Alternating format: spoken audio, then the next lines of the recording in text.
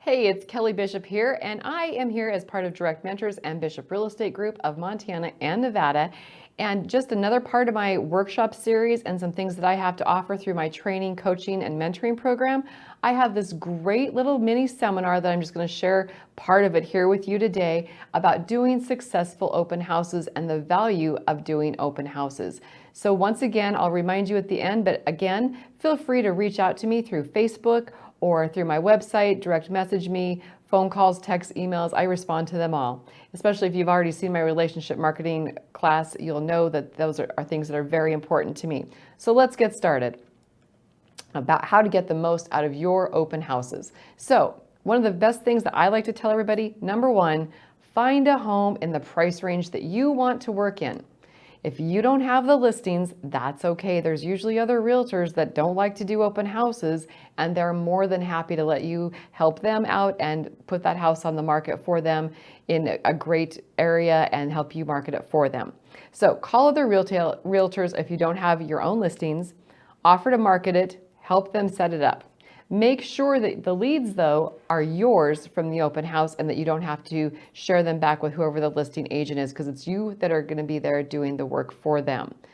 Try and look at least a week to 2 weeks in advance for some of those homes as well, because you need about that much time to make sure that it gets put on, Facebook, LinkedIn, Twitter, your Nextdoor apps, Zillow, and all those other fun publications that you want to make sure that you get your open house publicized out there so you have a great turnout for it. And it gives you time to do some flyers, which we'll talk about here in a moment. So the other thing I like to stress with people, look at your locations. How easy is the house to get to? If it's 10 miles back on a dirt road in the middle of nowhere, people probably aren't going to come. So one of the things I want to talk about is count your turns, count your locations, find out what's going on in that particular neighborhood that weekend. Is it a gated community, and are you going to be able to even get into the community as well? How many open house signs and directional signs are you going to need to make sure people know how to find the house? Those are all things that you need to look at ahead of time. The other thing that I love to tell people, team up with a lender, team up with a title company, get someone else to help you market it, spend the time with you, and be there with you so that you're not doing an open house alone. And we'll touch base back on that a little bit more about our safety when we do open houses as well. Create an event. Facebook is great about events, Zillow, all those types of things. Build a great flyer. There's so many great flyer apps out there, whether it's, digital or paper, whatever you need to do. So get it on Craigslist as well. There's a lot of people that look for open houses there. Invite other realtors. It doesn't just have to be clients. There's a lot of realtors that don't have what we call caravans where you go and look at homes here. They just go look at open houses. So make sure other realtors know that you're putting this house on, their open house weekend, or that during the week when you guys do your open houses. Post it in all your local Facebook buy, sell, and trade postings. Let people know where you're at and when it's going to happen. If it's in a neighborhood where there's, a clubhouse, maybe you could post it in the clubhouse, or if it's near a grocery store, put it there. If you're in your Nextdoor neighborhood app and you are familiar with that neighborhood, post it there, or find someone in that neighborhood, maybe the person who owns the house can put it in there for you and say, hey, I'm going to be having an open house. Such and such realtor is, co-brokering this for me this weekend to put our house on the market. So don't be afraid to ask the seller to help you with what their connections are as well. If you have the time and the availability, put together some postcards and get those mailed out as well. And again, call the neighbors. If the neighbors, know someone that they want to come live in their neighborhood, they might be the one to go, knock on their door and say, hey, we're putting this house on the market. We're going to have an open house. If you or someone might want to move to this great neighborhood, this is going to be the time and the place that we're having the open house. And we want to invite you, and you can invite your friends. And a lot of times people just come because they're nosy, but it brings rapport with the neighbors. It gets you to know the neighbors and the neighbors to know who you are. So don't be afraid to door knock. If you can leave flyers legally, be sure you have permission to be able to do that so you don't get in trouble. Make it sound like a party. Hire someone to come in and barbecue. Have custom cupcakes there. Do a wine tasting. One of my friends that's an agent here in Las Vegas, he has, serving beer here. Now, mind you, it's root beer, but it's a great technique that people come and go, really? Are you really selling beer here? Are you really giving out beer here? Well, they are. It's root beer. So it's a great marketing tactic. And so the other thing that you want to do is when you're reaching out to the neighbors, let them know you're trying to help them find their new neighbors. So if they are, in the know and the how of what you're doing, they're going to be more responsive to that too. So do that at least the day before. Go knock those doors in that neighborhood and maybe like the surrounding block behind it then. Call them if possible. Ask the seller for their numbers so that you can reach out to them and thank them later afterwards. Hey, it's open house day. So what are the things you're going to do? You're going to go take your route that you were training on there, and you're going to lay out your signs and make sure you've got direction signs. Make sure you've got a welcome sign in front of the house. Have your sign-in sheets ready. Make sure your title and mortgage companies have, their sign-in sheets there as well if they want those type of things. A lot of times there's digital sign-in, electronic things that you can do as well. So you're capturing their email and their text number and that type of thing right there. And if people are not wanting to check in with them, you can tell them that it's a safety thing, that we do require that everyone that comes into the house does sign in. And especially nowadays, it's very important that you know who's in that house with you. Have a very nice table with lots of information. Have some refreshments ready. Keep them light. It doesn't have to be anything huge and fancy unless you're doing a several hour one, like I say, and then you're maybe hiring a food truck with barbecue food and things like that. Make sure you turn on all the lights in the house. Open the curtains, turn on the AC if you're here in Vegas. If you're in Montana, you probably need to turn on the heat because there's nothing worse than walking into a really hot house or a really cold house. So keep all those things in mind as well.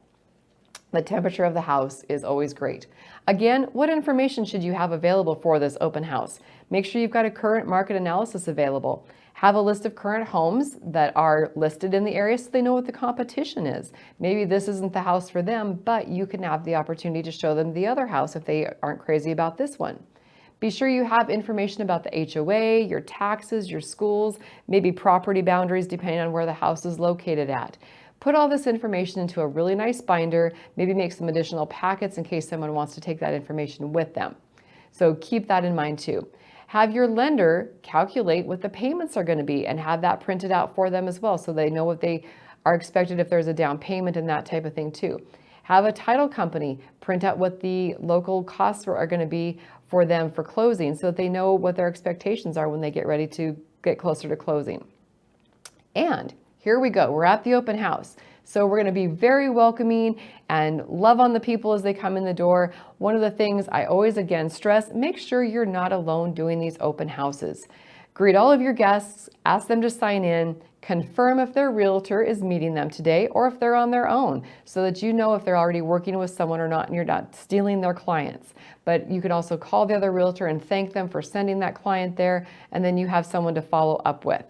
As you show them the house, ask what their needs are so that you know what they're looking for and you'll be able to better help them if this isn't the house exactly for them.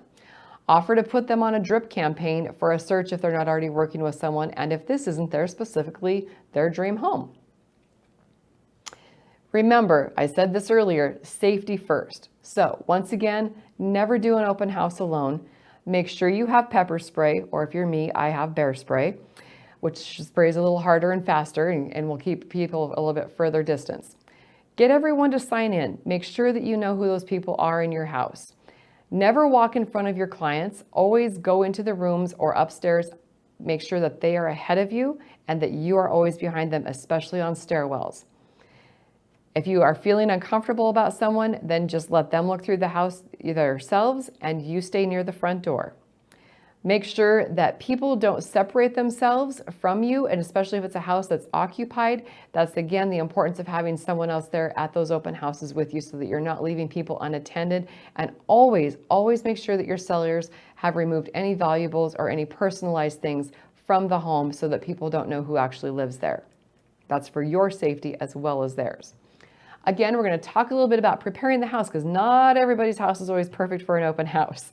So if the house is vacant, still you need to make sure if there's dust on the floors, dust on the windowsills, if there's fingerprints on the counters, make sure there's no stale odors in the air, that type of thing. I love to give my one little tip and trick here on this webinar as well, is that if you can, take a little piece of tin foil and take some vanilla that you would like use for baking and pour that on the tin foil, and then just like put it in the oven and just put the oven on warm for like maybe 15-20 minutes just before the open house starts, and the whole house smells like fresh vanilla, like you're baking cookies, and it doesn't give off that funky odor when you use like Febreze or other air fresheners and things like that. So keep that in mind too. So again, keep that in mind if the house is vacant, and sometimes even if it's occupied, sometimes there can be little odors there too. If there's pets, try and make sure the pets are locked away, or that the owners have taken them with them and that they're not in the way, and that all of, your dog feces and things like that are picked up in the yard as well. So if the house is occupied, again, depersonalizing it and decluttering is very important. Do a quick scan of the house to make sure that valuables are out of sight if they've left things like that as well too. Maybe put some things in a closet or tuck them behind or under a bed to make sure that there aren't those things that are out, obviously. So that's another thing to remind your sellers as well as they're preparing the house. So as you're getting ready to prepare the house too, if there's new flooring or if the carpets have been freshly cleaned or if it's light carpeting, make sure you even have the little shoe booties and things like that so that you've got that ready for people to put on there as well. So make sure that you are prepared to keep the house clean as people are tracking through, especially with weather conditions. And again, another nice little thing, if there's a candle burning or to have some light music playing in the background is always a big plus too. So as you wrap up your open houses, there's also some things you always want to be sure that you do too, to be respectful of your owners and of the people that have been there. So be sure all your lights get turned off, be sure all your doors are locked, and make sure everything is put away and put back to where it was before you walked in the house. Take your materials with you unless it's your listing, and then otherwise you can leave your binder of information as a show of your work and your professionalism for your listing. And there again, be sure to follow up with everyone that signs in on the sign-in sheet. I would follow up the next day because that's why it's fresh in their head. They'll be more apt to remember you and reach out to you. And then again, if there's someone that you can put them into your drip campaign and reach out to them, that's an even better way to reach out to them and help them out and help them find their dream home if this, again, wasn't their dream home. So that is where I like to reach out to people with doing their open houses. And there again, this is just, I'm giving you just the snippet of this information that we do here at Direct Mentors through our coaching, mentoring, and training program and our team building that we do and helping each other out with these presentations, with doing open houses and things like that. And I hope you'll stay tuned because next week I'm hoping that we will probably do some more time management and goal setting and training and things like that in our next seminars. So stick with us here at Direct Mentors. Let us help build your network and your net worth. And again, our goal is to create experts out of your experience. And we'll see you next time. This is Kelly Bishop. Thank you and have a great day.